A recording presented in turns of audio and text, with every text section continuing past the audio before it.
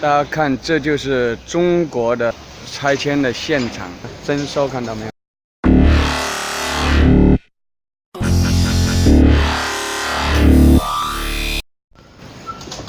大家好，今天我刚好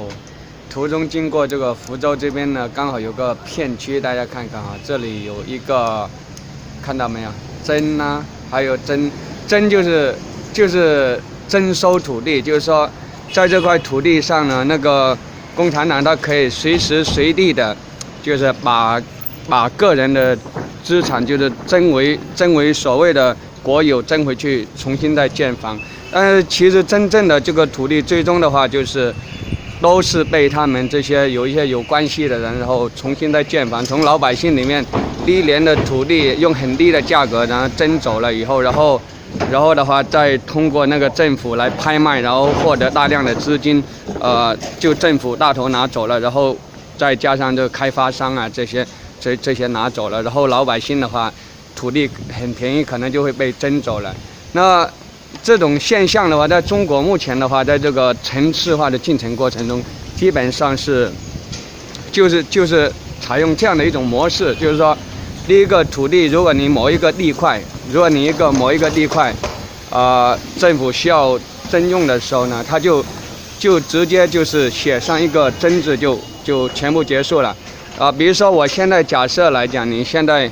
原来正在开企业呀，或者正在开店呐，或者怎么样哈，或者正在开工厂啊，或者正在做生意啊。然后比如说你原来生意哪怕很好，或者说有的人本地的这些本地人，如果他们本来的话土地是有的是偏郊区的地方，然后他们那个原来的那个土地，他们的世世代代就是在那个土地上劳作，或者说有的地方的话，他可能会凭这些房子啊，是吧？这出租给一些租户啊，然后过小日子啊，生活的，然后有可能会因为这个事情，比如说一下征了以后，然后失去了一些收入的这个来源啊之类的，然后你有时候因为投资，比如说像开店也好，或者开工厂也好，或者说他有的时候在转手过来的时候，本身不是需要花了很多钱去装修啊、投资啊，是吧？有的时候他那个商户在经营的过程中有积累了大量的客户，但是在这个过程的话，可能他一征走，就一切就全部都归零了。那在这个过程的话，大部分人就是基本上是完全属于这种吃哑巴亏的状态，因为赔偿他最多也就是赔这个地。比如说我举个例子，商户他首先他自己房子他有的那个店面这里，他本身也是租过来的嘛，对吧？他也是从那个房主那边租过来的。租过来的时候，他前期的话，他要转手，要让人家的那个店面转让给你的时候，他是要花一笔钱，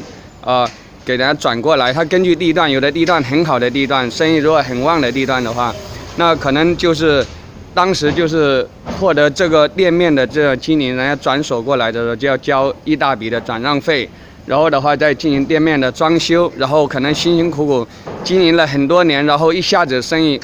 一下子全部没掉了，然后就一下子陷入困境。然后大家都知道，在做生意的过程中，它是有各种各样的，因为你需要跟银行借钱啊，要三角债啊之类的，然后有的时候你自己个人的资金也全部投在里面，所有的钱都在里面，然后一下子全部都停掉了，就是你的收入来源全部停掉了，然后的话就是，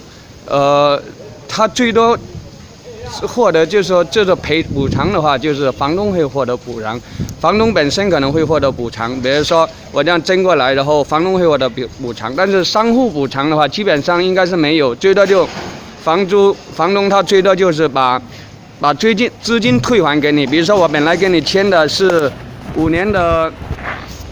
的这个房租，然后你一下子这一带可能一大片，它整片这样直接写了一个征字，直接就把这个房子给征走了。征走的话，那这一带就基本上就你不管你生意原来多好，但是成大片的，这整大片的是吧？好几亩这一大片，它整个画一个大圈就全部征走了。那么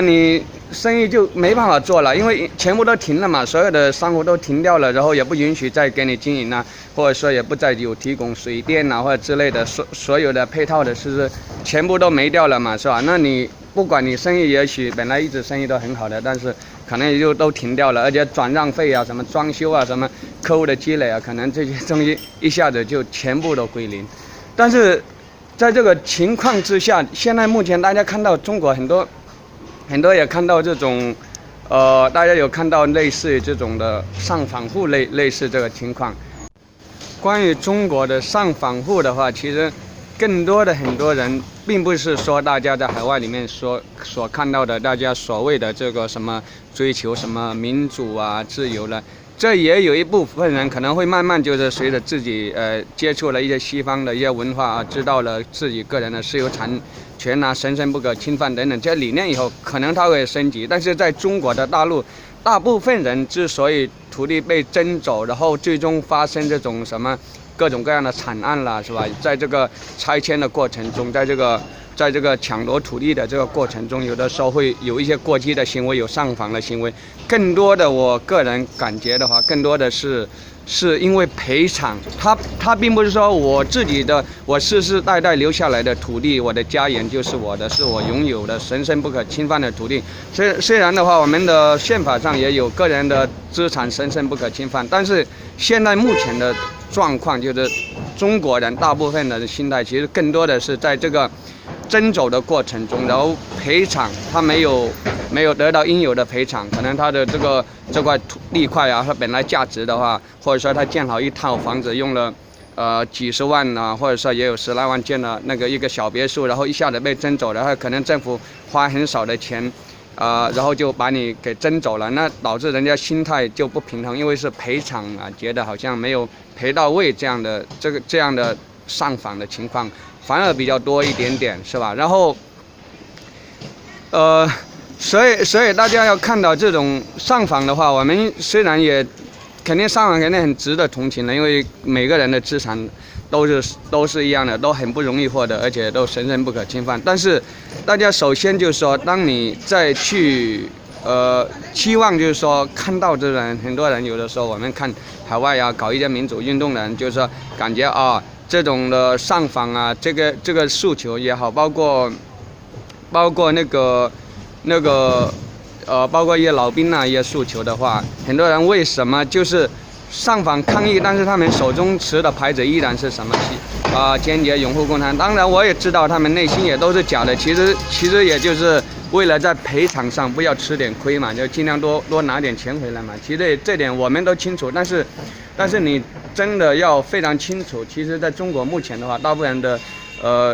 认知水平的话并没有，暂时的更多的是利益的诉求，但是还没有上升到真正的就是说所谓的追求这种自由民主这样的一个认知高度上。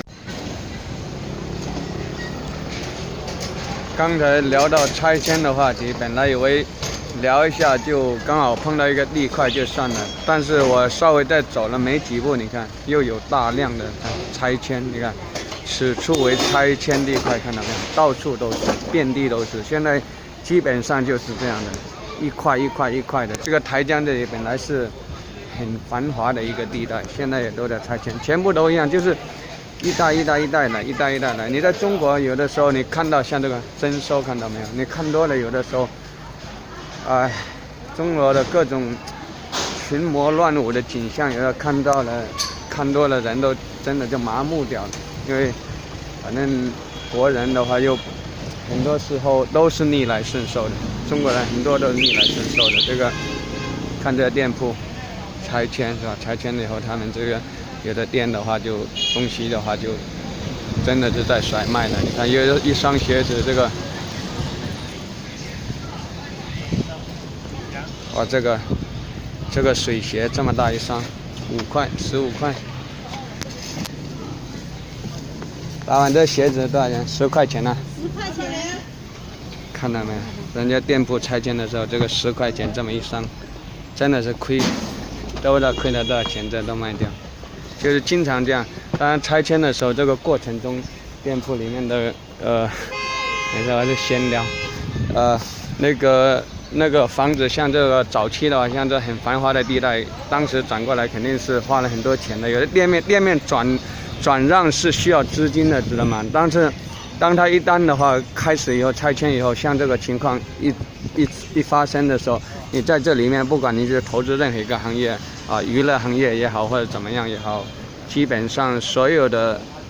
那个补偿基本上就没有了，就到此为止了，知道吗？很多人有的时候生意经营的好好的，就像一下子飞来横祸一样，一下子就整个收入就全部中断掉了，所有的收入，所有的生活来源一下子就全部停顿掉了。然后关于你这个后果都是自己承担，后果的话政府不会管你这死活的，就这个样子。看这里上看到都是征收拆迁，私有财产是可以征收的，在中国私有财产是可以拆迁的，知道吗？是可以随时拿走的，知道吗？我不再看了，太多了，人都看麻木了，在中国这个现状。那现在中国的城市化的进程的话，基本上就采用这样的，就是地块，比如说整个城市，然后划成一块这样逐块的吃掉，然后采用政府这样，他把地块拿回来，然后再通过拍卖，然后获得大量的资金，然后再把这个所有的再加上这种房地产开发商，然后再层加价，然后再转卖给这个老百姓，这样的方式，然后获得大量的资源的，获得大量的资金的。你看到现在整个城市，它就所有的土地都是这样的一块，比如说我这个时候先在某一个区里面先建一块，然后建完以后在第二块、第三块，整个城市都是采用这样的方式，然后把土地这样给它征走，然后再层加价，然后再转卖给老百姓。现在目前中国的话，哪怕是其实以前经济就是在开发的时候，在发展的上升阶段的话，其实老百姓想要买一套房子，付出的代价远远是他应该付出的都不知道多少倍了，是吧？我们都知道，也要在中国的话，如果有在农村的里面，如果有自己的土地，然后有的农村现在有的也在限制建设了，但是有的地方还在允许建设的地方，它比如说我用它10万20万的时候，它可以建那个3、4层楼，而且建成像那个独栋的这样小别墅那样都可以建得起来。但是为什么到城市就一个小笼阁、小格子这样小格子房这样的一个小公寓的话，就卖它几十万上百万，有的100-200万，为什么？是吧？大家都知道，那钢筋水泥本身也不是很值钱，而土地的话本来也就是属于你自己所有的东西。也很多人也拥有土地，你没有的话，你自己再增加这些其他的，包括这个地块的这个升值空间加上去，也不应该卖那么高的价格嘛，对不对？就是中间的话，大量的真正的财富就是被这个政府直接这样给他拿走了，是不是？所以现在目前的话，中国的状况就这个样子。有的他们地块本来的话，他可能在那个比如说在比较核心的城市、比较核心的核心区的话，然后它土地比如说像老的房子征过来，其实大家都知道，真正城市里面真正价值最高的其实是土地，对不对？那现在那个共产党他说土地是国家的，国家就是掌握在少数人的手中，所谓的国家其实就是他们的利益集团嘛，也跟大家老百姓没有任何关系嘛，是吧？就是他们拥有了这个所有的这个居住的这个产权，因为你买的，比如说像这个公寓，你买下来，那现在建筑的话，那中国的建筑的那个偷工减料，可能比世界的任何一个国家可能都更加严重吧，是吧？那个房子的质量肯定反而跟没有那么多的保证，可能你现在花100-200万啊，或者说上百万买一个别墅，那再过30-40年以后，那这房子就已经老了，全部都老不拉咔的，然后很快可能会破损啊，或者说怎么样，就万一没办法住人，也许就给你50年，或者哪怕给你70年吧。那当他不能再住人的时候，这个时候因为你又不可以再建，因为什么？因为土地它是共产党的，那就不意味着你世世代代都要不停的去买一个小龙阁，然后花了你几代人所有的资源去买一栋本来就土地就归你的，然后被征走的那块小龙阁吗？是不是这样的？因为你土地你又没有拥有土地，你只是拥有一个小公寓，一个公寓房而已。土地的话，你无法去使用，你到期了，甚至还没有到期，他照样还是会把这个征字写上去。他该要抢回来的话，还不是一样被抢走，对不对？所以中国人的这个居住的问题的话，居住权基本上就，怎么说，真的很悲哀，真的是完全被剥夺了。其实就是花了本身的话，生命中就不需要那么辛苦的东西，就是花了很多代价，然后的话，什么都没有，就是全部被那个攫取一空，是吧？所以如果没有解决这个产权私有化的问题的话，不管是人的基本的生存条件，或者说居住的权利啊，或者包括你想要去发展，包括在农村，如果你土地无法私有化，无法终身的拥有这个土地买下来就神圣不可侵犯，这个就是你的资产，永远都是你的，任何人都无法去过问你的土地，土地就是你的。那如果无法解决这个土地私有化的问题的话，也限制到一些农村的产业的发展吧。因为很多土地的话，他说征走就征走啊，谁知道那个什么时候会过来征你呢？对不对？只有你彻底的解决这个土地私有化的问题的话，那么大家才会更加自己的去珍爱自己的土地，珍爱自己的所拥有的资产，这样的话去保护自己的资产，然后去把它把它当成一个事业，哪怕你去经营在农业开发方面去做经营啊，或者在城市化方面的话，你想要把这个家园建设得更好，你才会真正用心去建。因为房子如果不是属于你的，你只是花了钱，然后买了临时的居住权，这个东西是无法让大家去真正的珍惜且珍爱自己的国家的，是吧？今天的内容先讲到这，谢谢大家。